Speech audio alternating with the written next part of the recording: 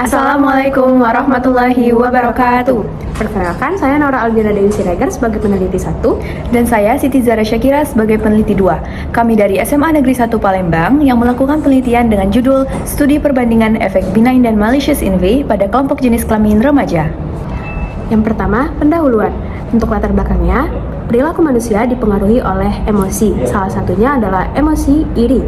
Iri adalah emosi negatif yang timbul terhadap teman, musuh, dan orang terdekat yang memiliki kualitas hidup yang serupa dengan diri sendiri. Selain itu, terdapat perbedaan cara kelompok jenis kelamin dalam mengekspresikan emosi. Laki-laki yang cenderung memiliki agresi langsung, sedangkan perempuan yang cenderung memiliki agresi tidak langsung. Penelitian ini berlandaskan pada pengamatan peneliti dalam lingkungan sekolah SMA Negeri 1 Palembang yang menunjukkan tingkat iri dengki antar siswa. Mayoritas remaja bersaing untuk mengumpulkan keunggulan baik akademik maupun non-akademik. Selanjutnya, pertanyaan penelitian. Yang pertama, bagaimana perbandingan efek benign in V dan malicious in V pada kelompok jenis kelamin remaja? Yang kedua, kelompok jenis kelamin apa yang memiliki efek benign dan malicious in V lebih besar? Untuk tujuan penelitian, untuk mengetahui perbandingan efek benign dan malicious in V pada remaja berdasarkan jenis kelamin dan mengetahui kelompok jenis dengan efek yang lebih besar. Lalu, hipotesisnya, terdapat perbedaan efek benign dan malicious in V pada kelompok jenis kelamin.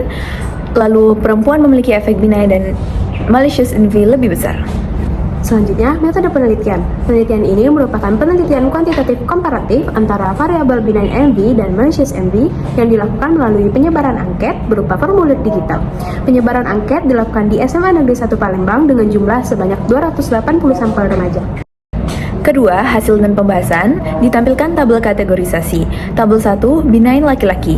Mayoritas sampel laki-laki yaitu sebanyak 44,3% sebagai kategori benign in V rendah. Kemudian pada kategori sedang terdapat 42,9% sampel, sedangkan pada kategori sangat rendah terdapat 7,1% sampel, dan kategori tinggi sebanyak 5,7% sampel.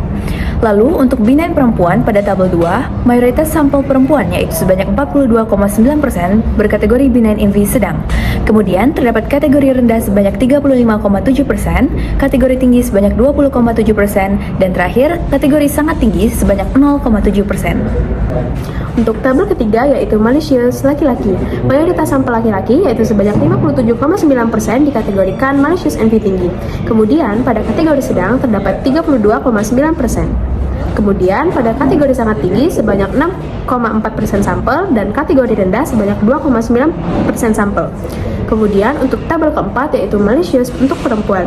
Mayoritas sampel perempuan yaitu sebanyak 70,7% sampel dikategorikan malicious MV tinggi.